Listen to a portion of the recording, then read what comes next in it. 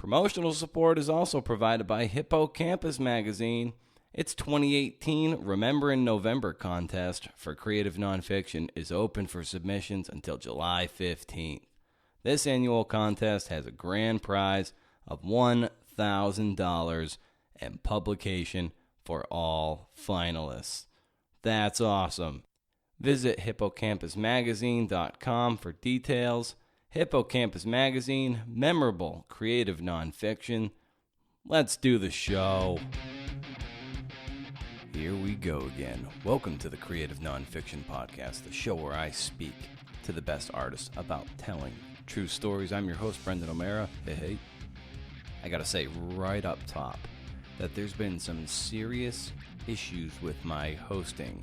Podomatic is the platform that I host the show on, and there's these issues with the RSS feeds. Shows are coming up unavailable in Apple Podcasts, and it appears that it has just disappeared completely off Google Play and Stitcher.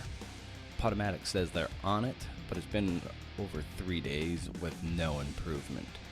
You can still stream the episodes from the embedded player on my website, BrendanO'Mara.com. But in the meantime, downloading through the most popular and widely used platform, Apple Podcasts, is completely impossible until Podomatic gets it fixed. You might say I've been shopping around for other options. In any case, I think I teased last week that my dog isn't doing too well, and that's unfair of me to say and then not give a follow-up. Fact is, he's technically still not doing very well, but he's on a steroid and a few other meds that have alleviated much of his discomfort. Excuse me. We have to take him out to pee like every 2 hours because steroids make him drink about a gallon of water in one sitting, but that's okay. Smarty is sort of in hospice care, and we're just trying to make the guy comfortable. His illness could be as serious as terminal lung cancer, or it could be fungal and thus treatable. And he's 14, so we're, we know what we're signing up for here, but we don't know right now. But the meds are helping with his comfort levels, and that's what's important. As long as he's comfortable, we're happy. Okay, enough about that, Smarty. All right, so episode 104 brings back Elizabeth Rush to the podcast. She was on at episode 71. Go check that out in the show notes. But her new book, Rising, Dispatches from the New American Shore, Milkweed Editions 2018, is out now. She could be coming to a city near you, so check the show notes for the Rising tour. I think that's what Bruce Springsteen called his tour when his album Rising came out 15 years ago or so, I don't know. In this episode, Elizabeth and I talk about, of course, rising sea levels, managed and organized retreat, how to turn bleak material into something beautiful, how Elizabeth finds teaching energizing to her writing, and something she's never been asked about and was happy to talk about is the sexual harassment for women who are doing field work. So that's where we're at. Please bear with me on the RSS nonsense. If you follow the social feeds, those will link you up to my website. So at CNF Pod and at Brendan O'Mara on Twitter, at CNF Podcast on Facebook. Follow Elizabeth at Elizabeth A. Rush on Twitter for all things rising. At long last, here is episode 104. I gotta say, the book's incredible. I've been looking forward to it since we spoke that October, and I truly enjoyed it in the best possible way. Like, given how it's on its core, it's kind of depressing what's going on, and it's still amazing what you were able to do with it. Well, thank you. I do. In general, that's sort of a response that I've gotten from a lot of people. And I think at its core, it is kind of depressing, but there's also little places to find hope in some of these stories. And I think, how should I put it? I tried to write it as beautifully as possible. So despite the depressing stuff, it would be difficult to put it down. It's quite a challenge, but you rose to it in the way you were able to tell the story. So was that something early on, like a strategy you realized that you needed to adopt to make this approachable and not too bleak?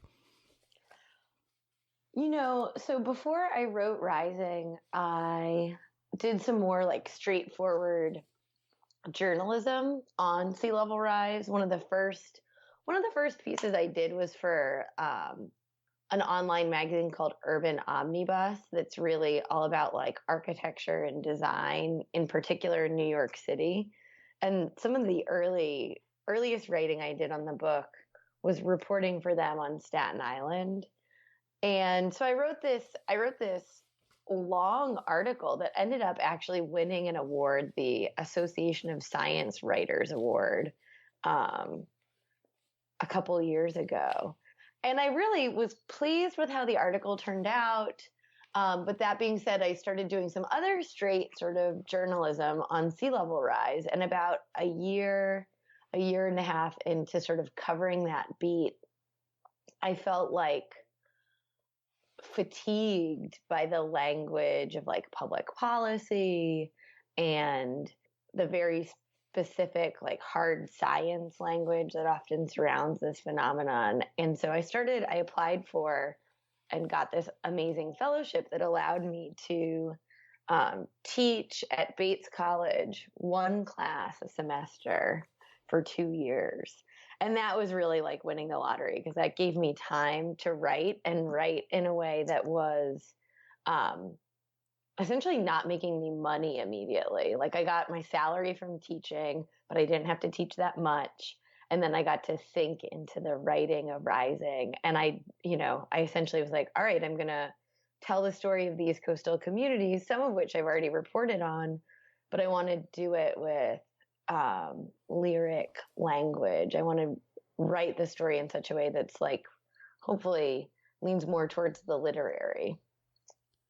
And how did you arrive at covering sea level rise as a beat, so to speak?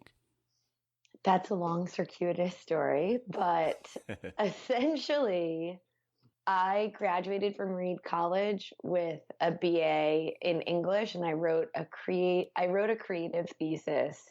It was a collection of lyric poems, essentially about the female body and the way the female body encounters like wildernesses and wild spaces. And put another way, like I always wanted to be an environmental writer, but when I graduated, the school was in Oregon. I was like, oh, half of Oregon also wants to be environmental writers. I'm not sure that there's like much that makes me profoundly different than than everybody else. So I rode my bike to Alaska by myself, and then I moved to Vietnam alone, as one does. And I thought like, okay, if I can't be an environmental writer, I'm going to figure out how to be alone, which was something I felt like I was never very good at. And then amazingly, I started getting paid to write in Vietnam. I was the arts writer for this foundation that supported controversial North Vietnamese artists called Art Vietnam. And then I started getting occasional sort of long form newspaper assignments from a journal called Le Monde Diplomatique in France. And so I felt like then I got this amazing crash course for 3 years in doing nonfiction writing. And during that time, I also earned my MFA through a low residency MFA program, which we spoke about, I think, on a previous podcast. And then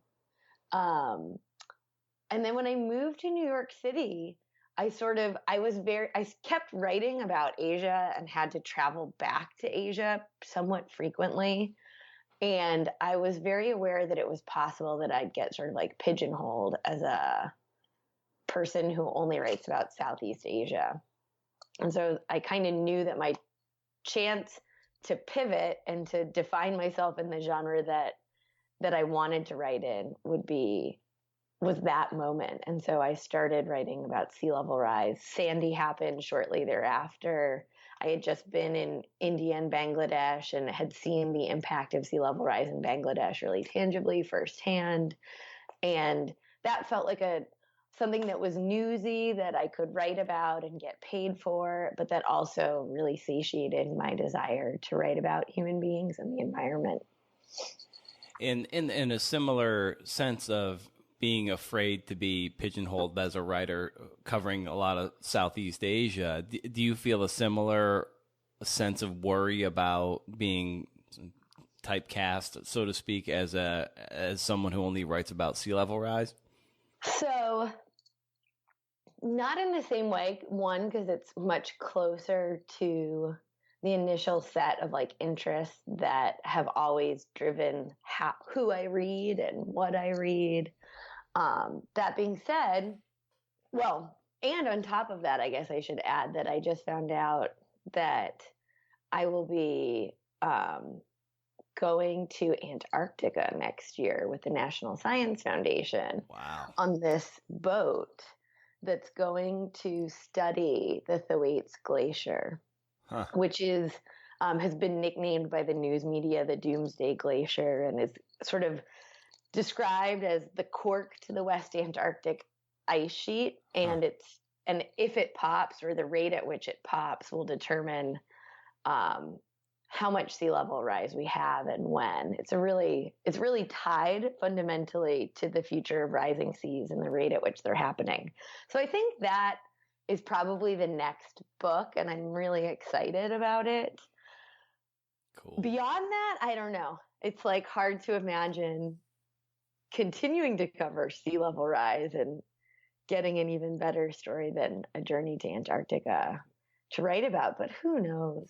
Yeah. You know, I think the climate change is constant and ongoing, and will offer many opportunities that are really important for storytelling. For sure. And you wrote early in the book that, I wonder if there's a threshold between immersing myself in my subject matter and drowning in it. And you wondered whether you would cross that line or not. And was that a worry and a real feeling like weighting down on your chest as you were writing this book?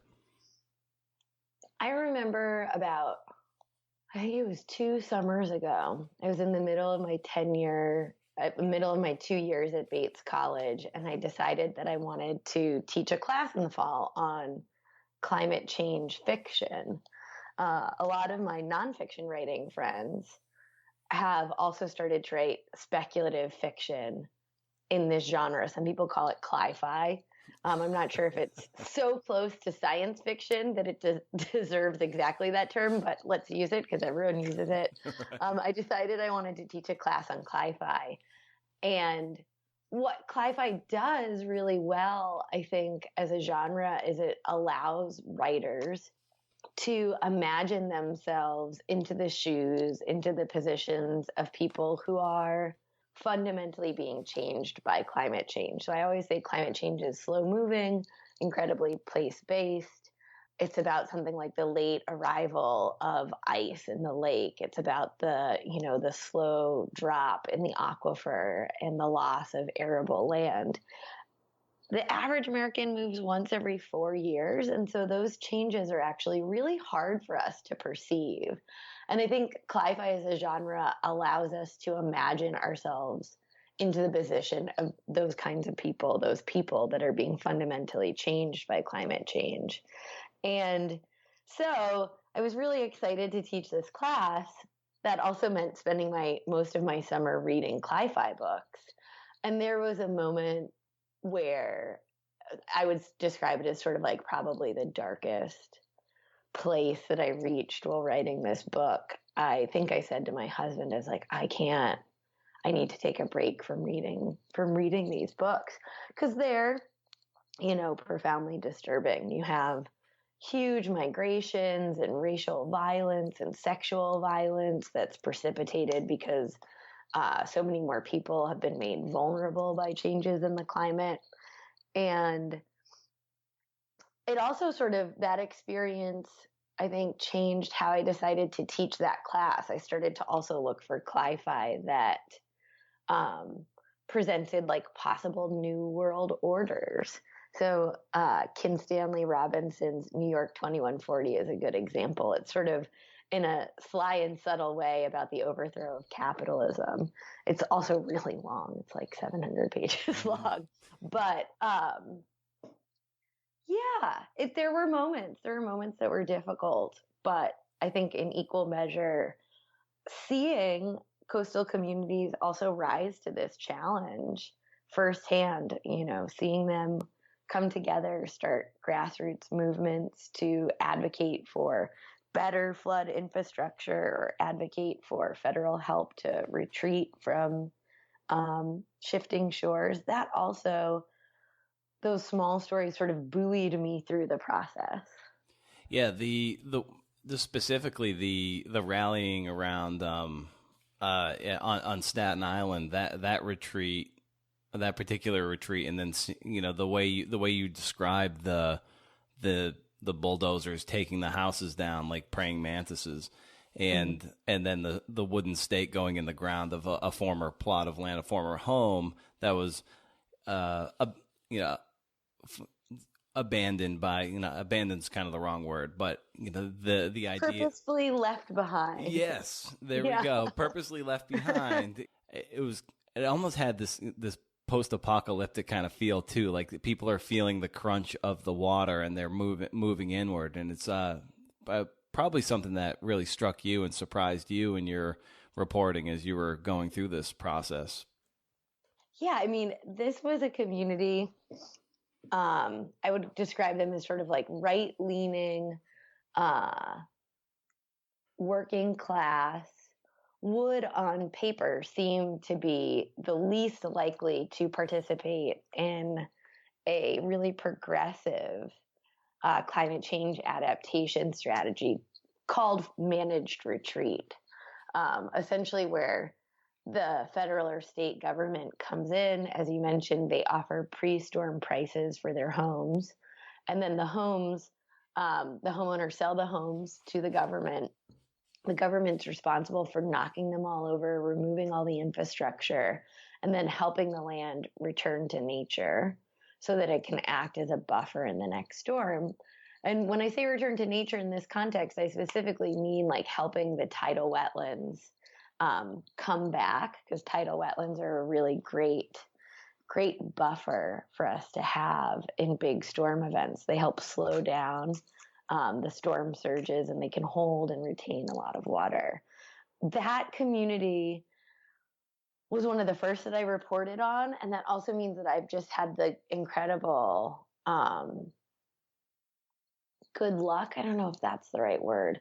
I've just had the incredible honor of getting to watch that community over time. So I've stayed in touch with a lot of the residents who chose to sell their homes to the state and leave.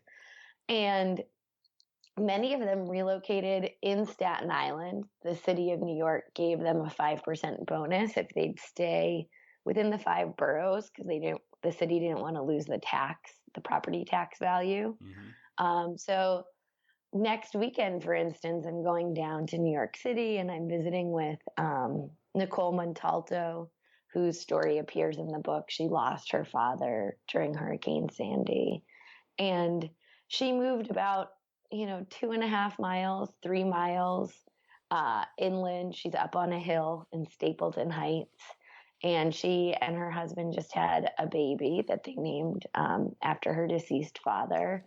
And she said to me, watching my house come down felt like the closing of a chapter. We're really glad that we're still nearby.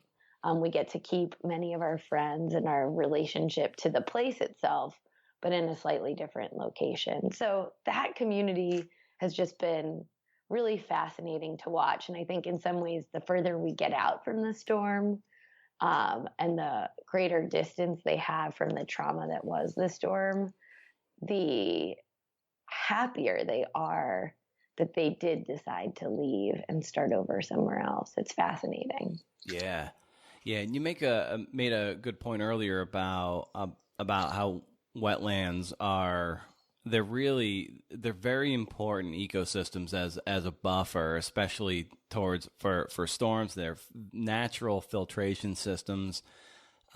Maybe you could speak to that, because of course people tend to think of swamps and wetlands as wastelands. So maybe you can really speak to the ecology and how important they are. Sure. I mean, when I started writing Rising, when I started reporting on sea level rise, I had this desire to be an environmental writer, and I really wanted to spend time outside. And it dawned on me pretty quickly that in order to cover this topic, I was going to have to spend all my time in wetlands. And I was like, ugh, boring. Why can't I be like writing about, I don't know, spotted owls on South Sister Mountain in Oregon? That would be a whole heck of a lot more fun to cover. But what I uncovered as I started to sort of like sink into this topic matter is that wetlands are incredibly dynamic ecosystems, and that my response to them as being sort of like boring or not that interesting is really conditioned through culture. And they have, historically been associated with with health disorders. So if you go back as far as like the Hippocratic writings, you see that there's all of these suppositions that the gases that emanate from wetlands make human beings sick.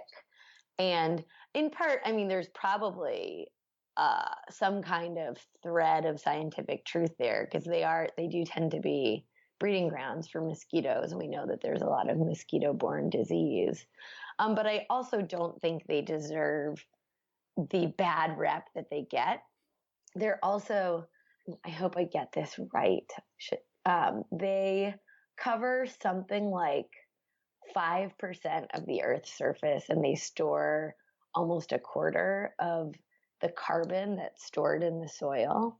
So wetlands are also really incredibly productive at the sort of like a botanical level. So every year, marsh grasses grow at this really incredible rate, and their root systems are able to suck up out. They're able to sort of like pull carbon out of the atmosphere and hold it in their root systems.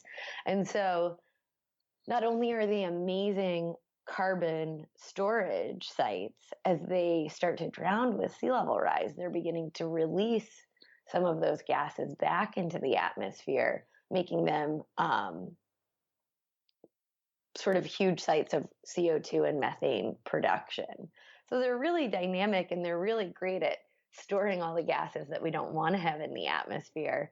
And yet, as they're threatened and starting to drown, they're giving up and releasing some of those gases back. Yeah, they're like a time bomb. Yeah, unfortunately, yes. That was a revelation in studying these spaces as well, how useful they are for us and how overlooked. Yeah, the methane too, I think by an order of magnitude is like a much more sort of toxic greenhouse gas too. And it doesn't last as long in the atmosphere, but I think it's over a 30-year time span, it's like 70 times more capable of heating the atmosphere than a molecule of carbon. It's bonkers how, in the most immediate sense, it's really bad for this dynamic equation that is climate change and global warming. Yeah.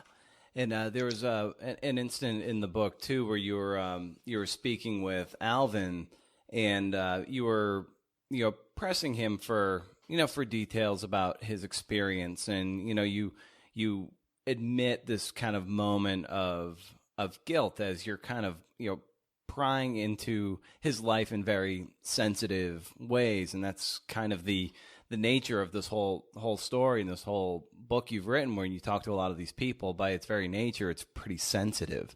So, and you're very sort of self-aware of that. So, how did you get through those moments of that? You feeling like you were prying too much, but ultimately to give them voice. Like, how did you process that and get through that? So, I think that's an excellent question, and one that I think is, in my approach to this, is slightly different everywhere I go, but there are some unifying themes. So, one thing that I realized in writing this book was that, if I wanted to come into a community and ask individuals about the storm that took their fathers' lives, that was causing the rapid deterioration of their property value, was literally taking the ground beneath their feet. One, I think I realized that I sort of needed to make myself vulnerable too. And so, on a practical level, that meant walking instead of driving a car. That meant biking instead of driving a car. That meant spending a lot of time in single locations, going door to door, knocking on doors, instead of calling or asking for someone to meet me, let's say at the local cafe. I tried to present and show folks that I was to be trusted because I didn't do much to sort of defend myself, my body, that I was entering into these spaces as sort of as vulnerably as I could. And then I think that in a very basic level helped them feel comfortable sharing what makes them vulnerable with me. The other thing is just time. I think a lot of journalists are expected to go somewhere for like a week and get the story in that week. The Staten Island stuff. I was teaching at the College of Staten Island. I was out. I spent probably a year and a half physically going to that community regularly. I became sort of a fixture. And in other locations, I tried to, instead of take a week, take a month and a half, and really sink into a specific location and spend time there and get folks to trust me. Was there ever any pause of putting yourself in such maybe physically precarious situations like that? Because in a worst case scenario, you could have been really, really harmed and traumatized. And so what, in what sense did you kind of wrestle with that?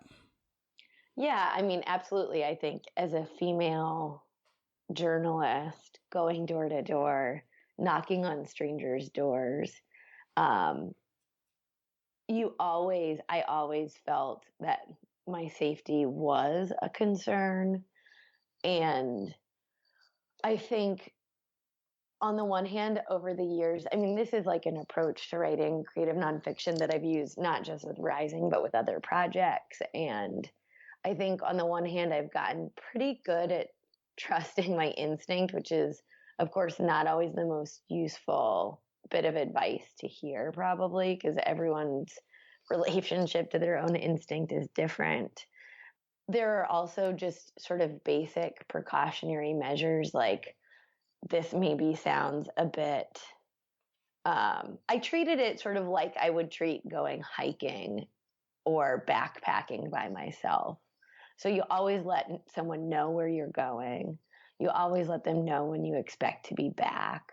You set up times to check in with them so that if you don't return, that sends off an immediate kind of alarm.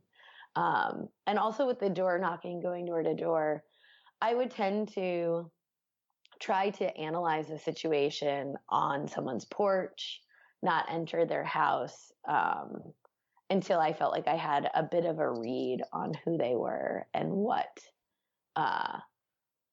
to expect, and just not to feel fearful of saying like, okay, thank you for your time, and turning around and walking away. Yeah, because you talk a lot about that, about in the risk section. I believe it was on the was it in Pensacola on the Panhandle part where this came up, or is it in Louisiana? I think it was in Pensacola. It's the risk section. Yeah. Yeah. You got it. Yeah, and in that section, like you are sort of by this man Samuel, and he's a bit forceful in kind of a creepy way, and And then there are other people too who kind of like, oh, come around here, I'll kidnap you, and it's like, holy fucking shit. It's like, and then you have this interaction with a very bright student of yours. So you really bring in this element of what it's like to be a woman with her boots on the ground and the stuff that you're constantly dealing with out there in the field. And how important was it for you to, in a book that's about sea level rise, but that has its own form of risk? So how important was it for you to sort of put in and talk about the risk that it takes to unearth this kind of information as a woman? So that chapter that you're referring to, I would say was definitely the hardest for me to write. And for a while, it contained none of the stuff about sexual harassment and assault while carrying out field work. There was this moment. So I went on this research trip, and a senior colleague of mine I'm not sure if it's harassment or assault or somewhere right on the line, but had treated me really inappropriately. And I had expected that from an interviewee and hadn't expected it from a colleague of mine. And so I was really surprised by who turned out to be the risk, and how that was fundamentally different than what I had been set up culturally to expect. And then I got back to campus, and a student of mine, well, during that summer, she had written me a series of emails, and we spoke on the phone, and she was being harassed carrying out her field work. And we came back to campus and had this lunch together. And she was a senior. She was a senior, and she just looked at me and said, "No one told me that this was possible." And my response was like, "Oh, it happens all the time. I mean, I've been harassed carrying out field work since day one in Vietnam."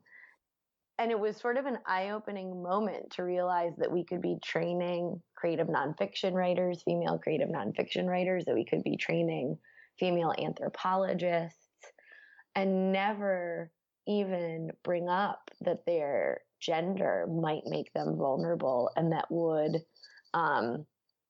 more likely than not at some point in their lives precipitate a kind of experience that is fundamentally, you hope that it's only fundamentally uncomfortable, but that could actually be violent and really detrimental to their safety. So somehow that conversation with my student made me realize that part of this chapter that this had to make its way into the book, that it couldn't not be there. And we ended up having a roundtable discussion at our college, and to the college's benefit, they started thinking about, okay, so how do we incorporate this into the curriculum? And yeah, it's sort of the case of, I'm sure all nonfiction writers know that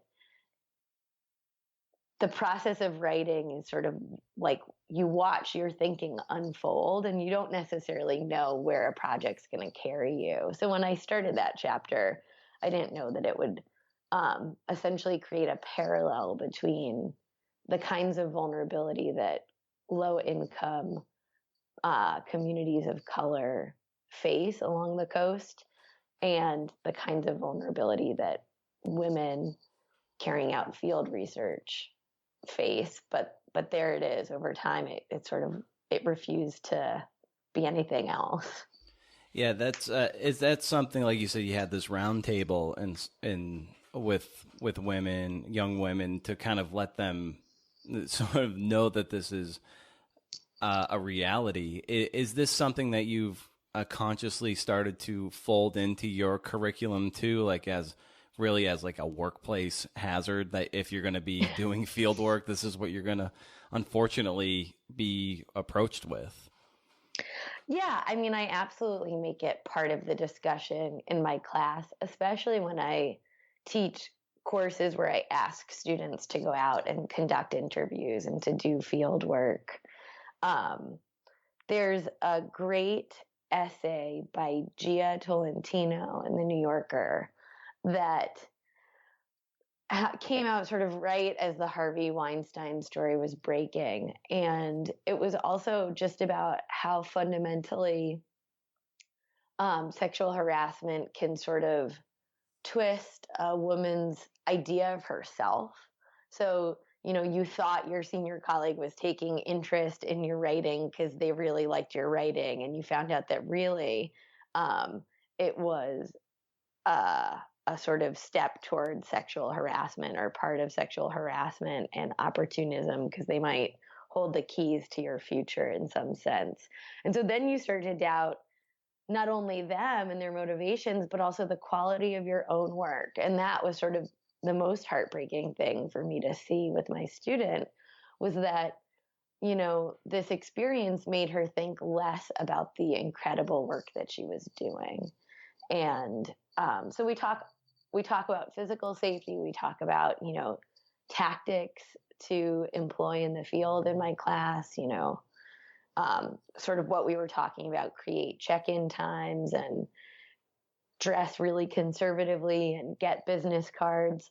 But all of those things together don't always necessarily shield you from these experiences happening.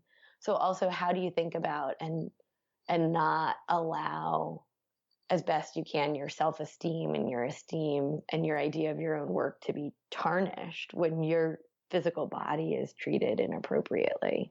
Yeah, because especially with this guy that you had this experience with down there, it's like when you brought up the subject to him, he's first he says, I have no idea, I love my family, I have no further intentions, and then he's like, let me know when you get over it.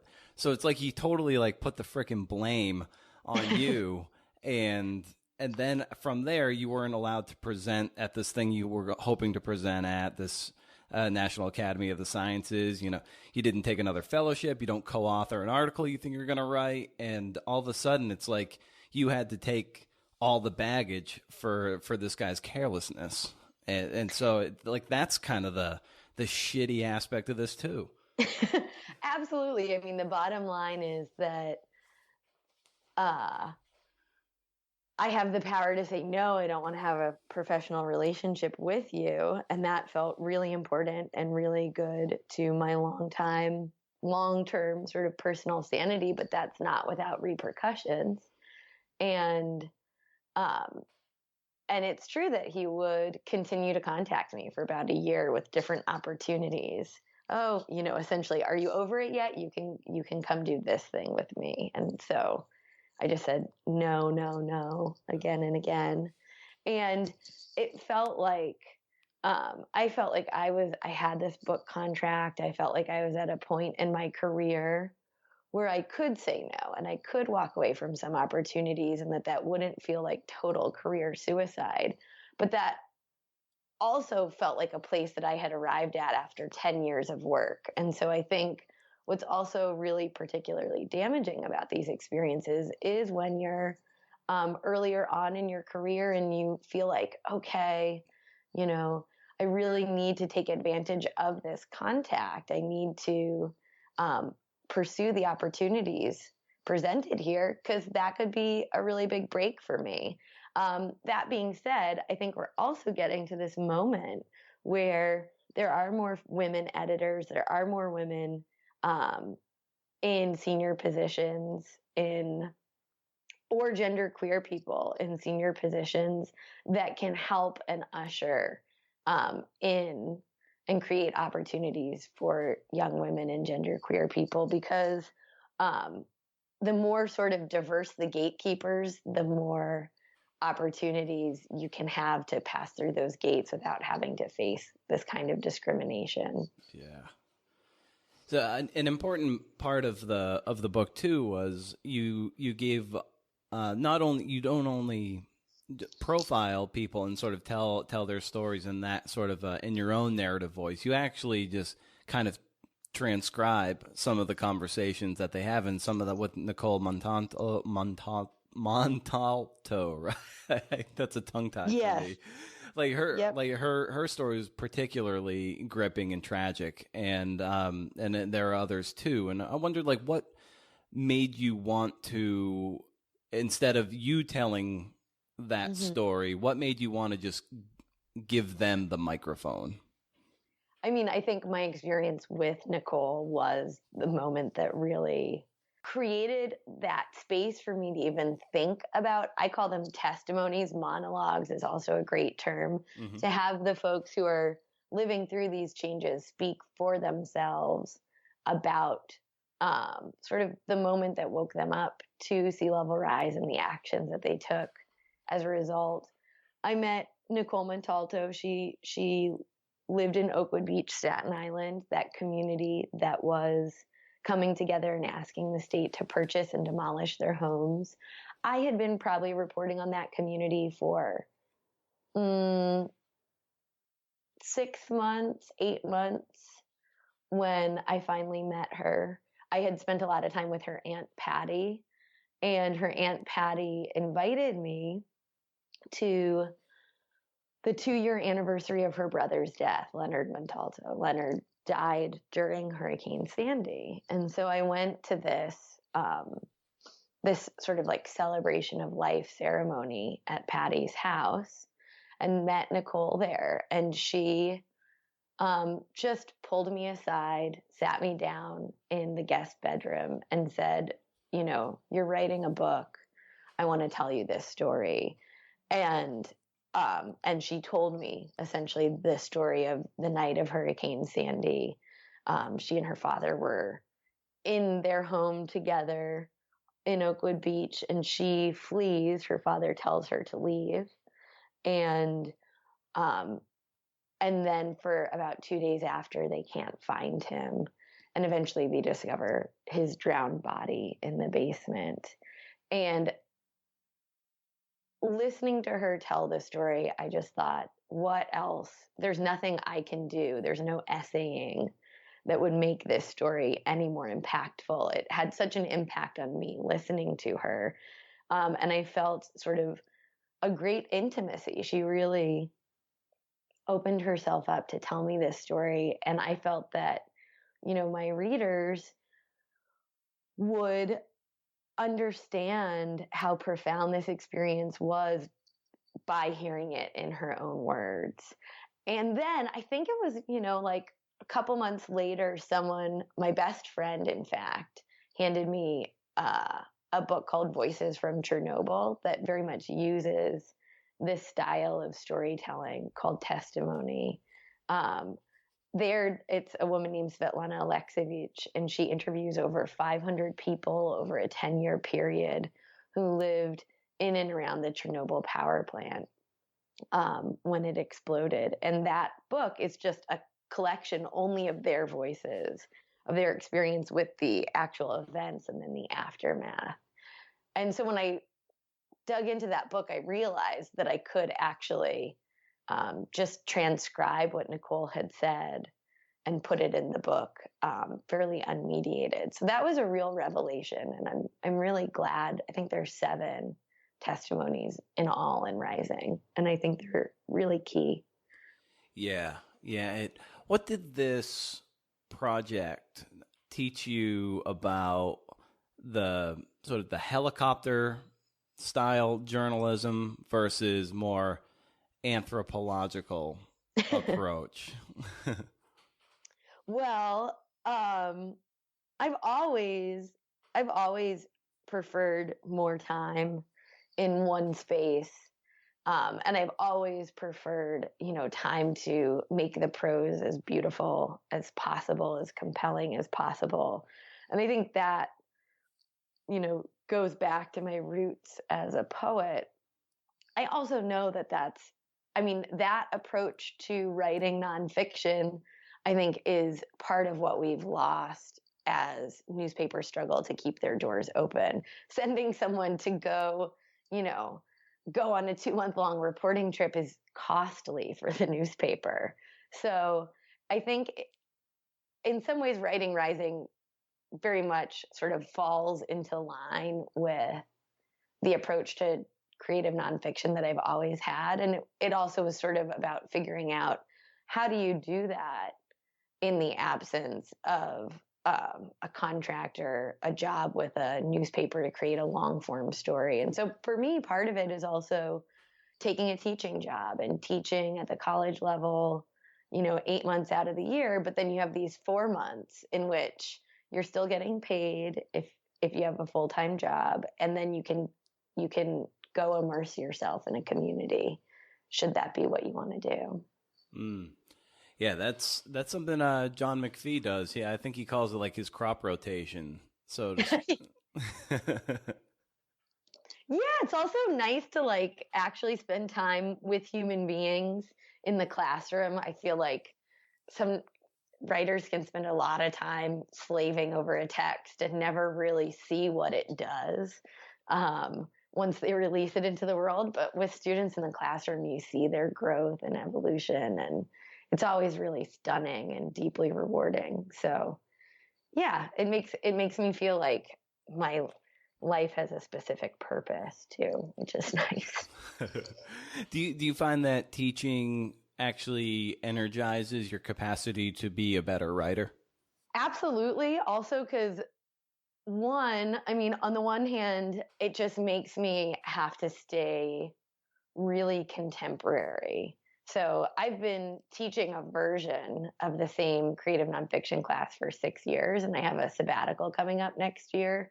And I'm looking in my office right now at a stack of the nonfiction books that have come out, let's say in the past 2 years, that I'm really excited to sort of redesign the syllabus and put them heart and center in the new version of this class. Because those are the books, that our students are reading and really energized by. So I want them to be able to learn from the voices that speak to them in the present moment.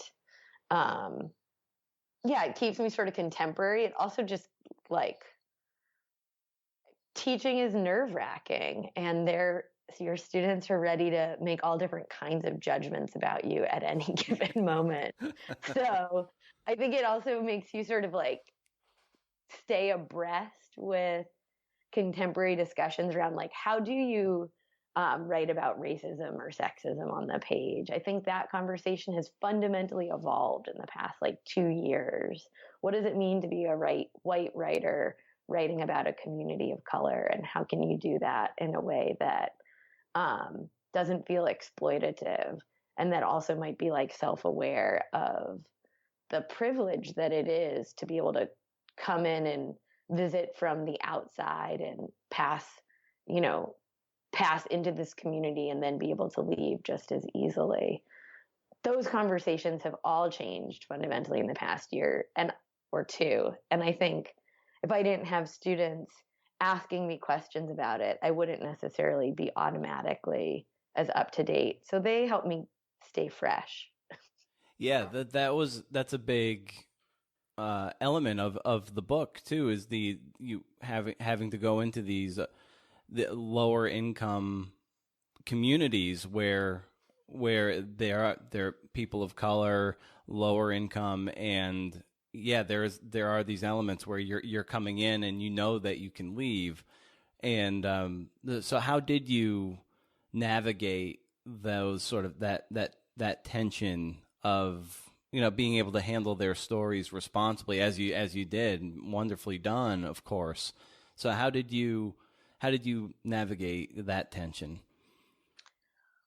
There was an absolutely excellent essay by Claudia Rackine on the white imaginary. The essay has a slightly longer title, and it's on LitHub. Um, but she, I think, is a really brilliant thinker and voice and pedagogue in terms of thinking through how do we represent race and culture and privilege on the page. And in the most basic sense, she says, if you're going to call out a community as a community of color, call out your own whiteness. That whiteness is the thing that we don't name, and that is that not naming, that silence around whiteness is a sign of privilege, that it's considered sort of the center and everything else is peripheral to it. And so I think I was constantly aware on the page to to draw attention to the circumstances that allowed me to visit these communities, just as I try to draw attention to the circumstances, historical circumstances that led to different communities' vulnerabilities. So, one thing that also was really fascinating, and I think a really important discovery, was to realize that, in part, as wetlands are considered wastelands, a lot of our displaced indigenous communities and runaway slave communities, maroon communities, sought them out as a kind of refuge. So there's a history of oppression that leads these people to occupy these marginal borderland spaces in the first place. And so I think in a subtle way, the book is also a call to reckon with that history and think of climate change as an opportunity to mend some of that history through perhaps like redistribution of property, or turning some of these coastal communities into a kind of commons where the land can be held by all and get equitable and just relocation and disaster recovery. Because that their vulnerability, it's not like they're choosing to live in the most vulnerable place. I think many times circumstance dictates that. So, yes, I mean, I guess I've gone slightly astray of your question, but I guess always to have that sense of history in the text, both the sort of circumstances historical that allow me to come into and leave communities, and that's a set of privileges that have to do with the color of my skin, to be sure. And then also thinking about the different histories and oppressive histories that lead to the marginalization of these communities financially, economically, socially. So I tried to do both at the same time. Yeah. In the book, also, it's very, for the individuals involved and profiled throughout the whole thing, it's like very, very painful and real what's happening to their native lands, homelands, in their houses, and then the fact that some are forced to buy into flood insurance that they can't afford, which is just leads to this whole other downward spiral of forced retreat. There's the managed retreat, and then sometimes there's a forced retreat, and then it's so. In a sense, it's very painful for these people, and you were deeply immersed with them. So how did you not take on, or how did you check in with yourself in such a way that you didn't take on too much of that pain yourself, and were able to keep working in the face of everybody's reaction to the rising sea levels in their communities? I don't mean this answer to sound flippant, but I think learning sort of routines for self-care were really important.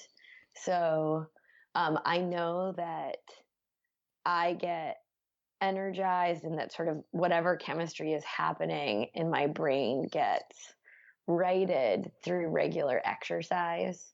So even when I'm out reporting on these stories, I always bring my running shoes.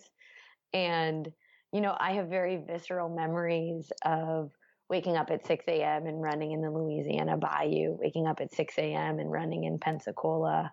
And I genuinely mean that. I think it was actually key to keeping myself buoyant through the writing process.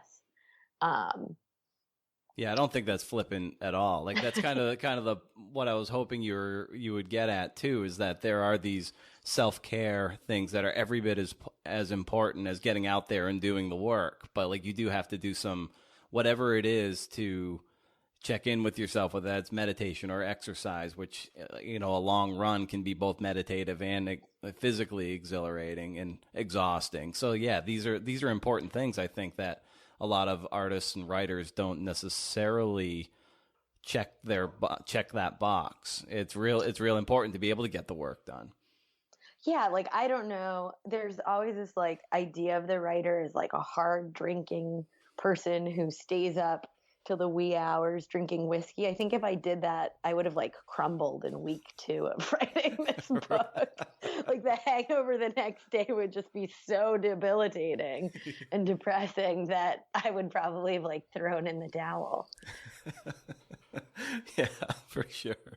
Yeah, it's like if you lead a more routine based life, you can be crazy in the artwork, but you can't have a crazy life and then be crazy in the artwork. You'll just be too exhausted. Totally. I tell this to my students, and there's like often a little like flicker of a dream lost. They're like, "Oh, but I wanted to be that like bohemian, avant-garde poet, like moving around the cafes of Paris." I'm like, "Yeah, it's actually a lot of like sitting very still in your office." But at least that's what it is for me. And for most of my friends who are working writers, yeah, those routines are just key.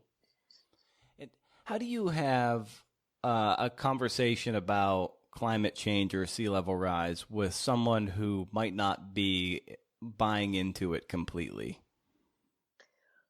So one thing that I found again and again and again, because I wanted to make sure, well, let me take a step back. I wanted to make sure that I got voices from across the political and economic spectrum in this book, thinking about all of those testimonies that are littered throughout the book. And I realized that, of course, rising tides don't know the difference between a Democrat and a Republican.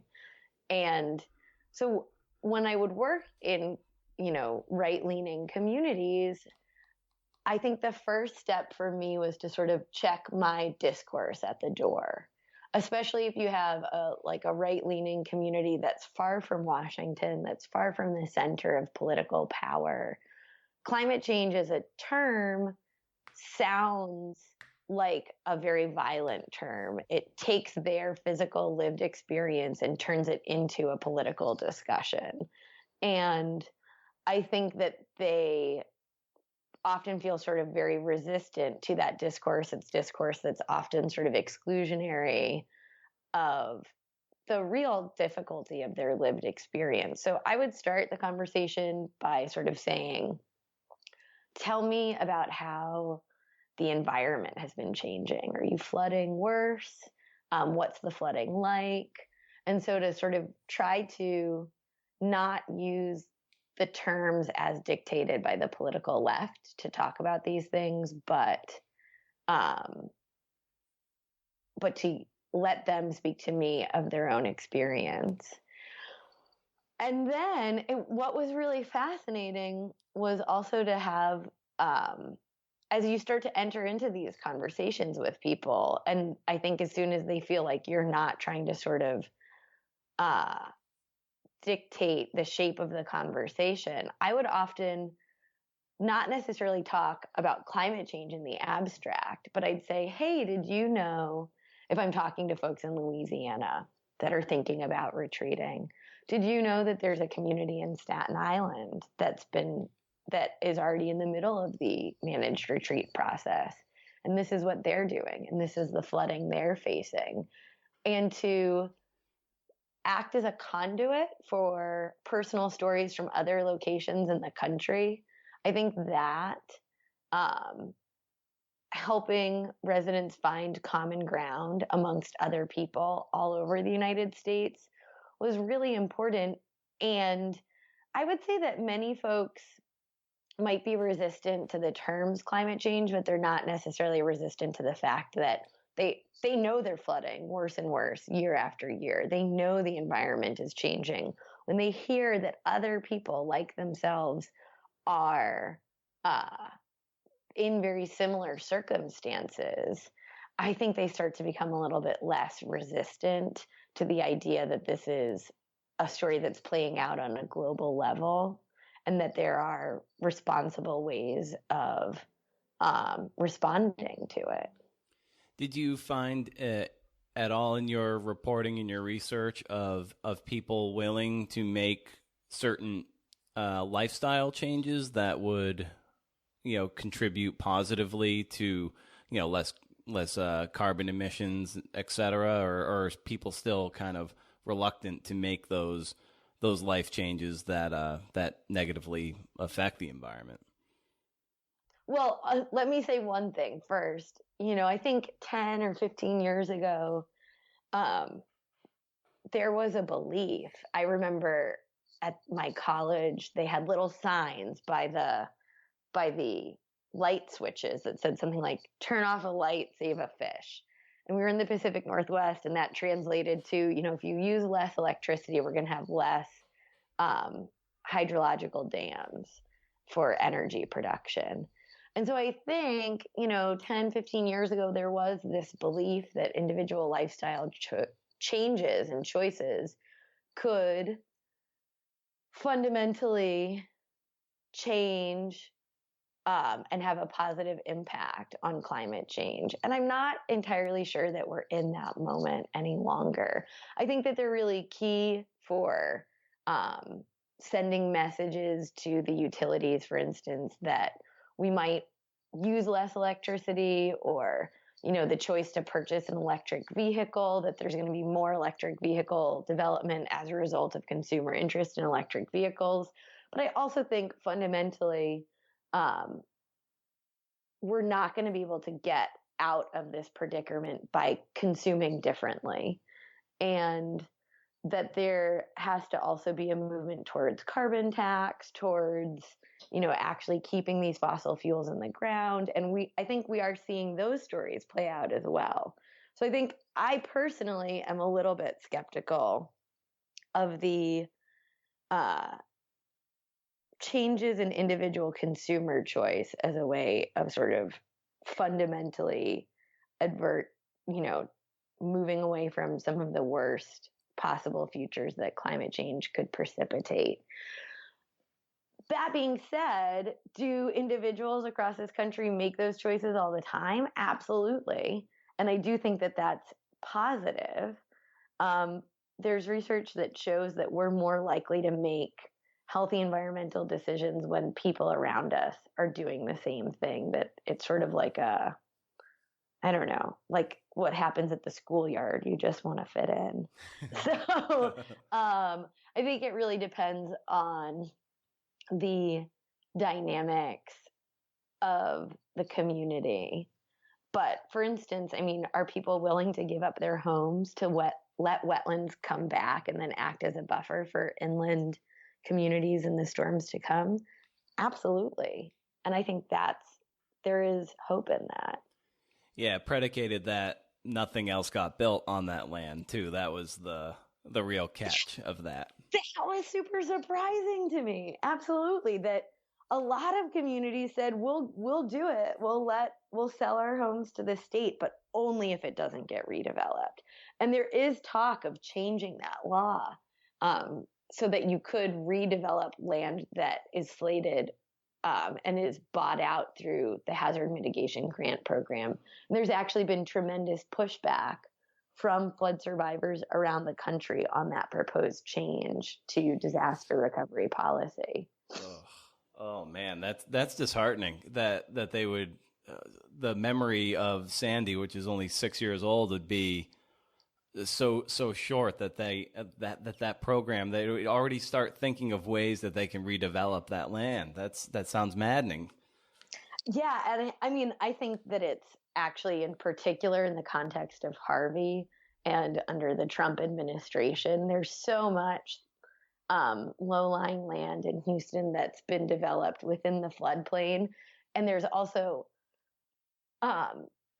thousands of what are called severe repetitive loss properties, which means that they've flooded upwards of 10 times. And the federal government, which runs the National Flood Insurance Program, has paid claims for those homes upwards of 10 times.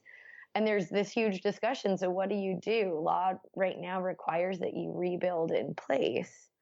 And there's been a big movement to start to purchase and demolish some of these incredibly flood-prone homes in Houston, in southern Florida.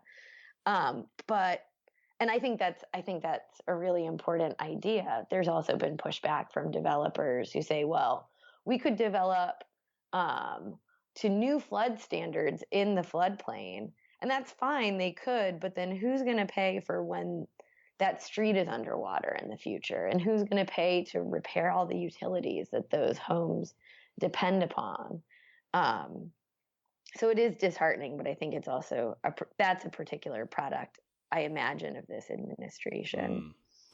And lastly, before I let you get out of here, Elizabeth, after doing this book and then subsequently the tour that you're going on with it, like, where does your optimism lie?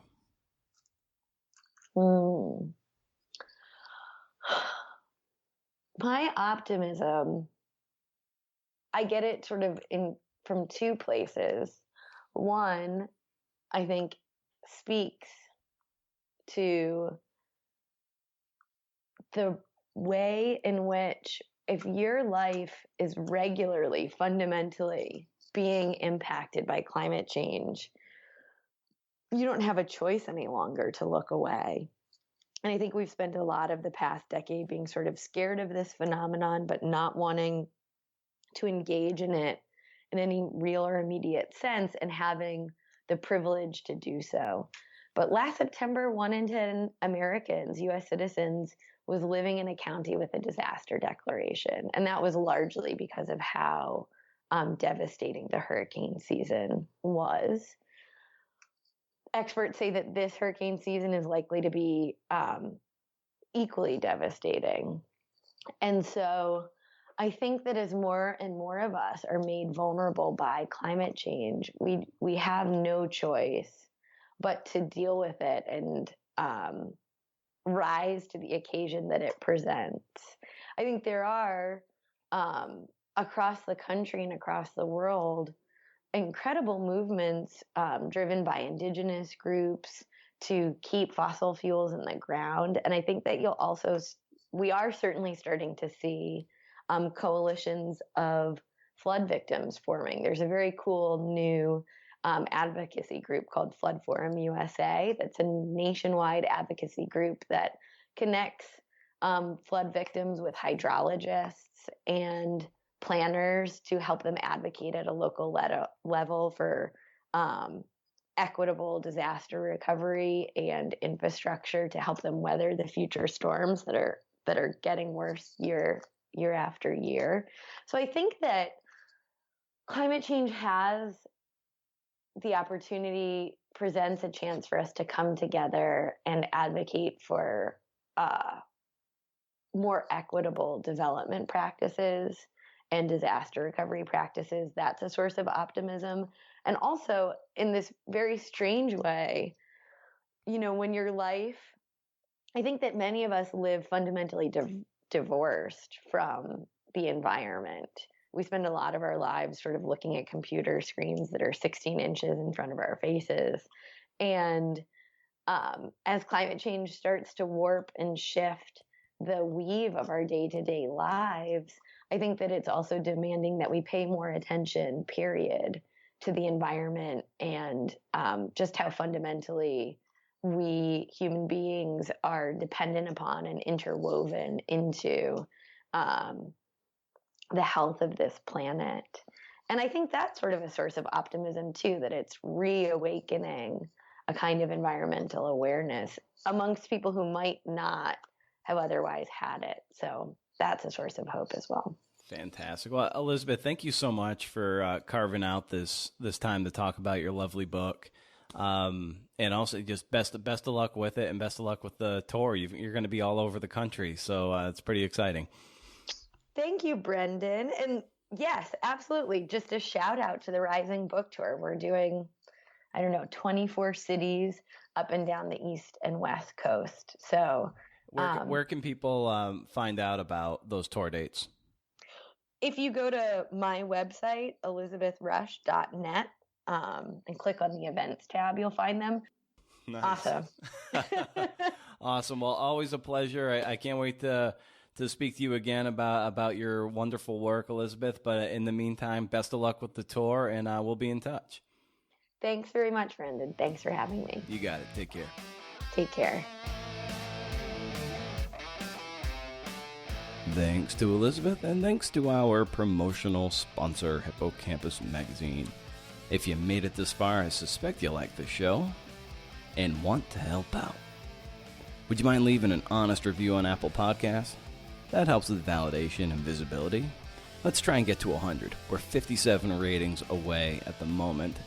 So let's do it. Let's try to get there by the end of 2018. If a small fraction of you take out your phones, click on the star you deem appropriate, hit submit. That's all you got to do, and you will have helped the show in a major way. That takes like 10 seconds. If you want to leave a review, it takes a little bit longer. I will still edit a piece of your writing up to 2,000 words for your kindness and time. Just send me a screenshot of the review with the date and we'll get started. I also have a great monthly reading list newsletter where I send out 4 book recommendations and what you might have missed from the world of the podcast. I don't get any kickbacks or anything, so it's just things I dig and endorse for your pleasure. First of the month, no spam. Can't beat that. That's it, CNFers. See you right back here next week.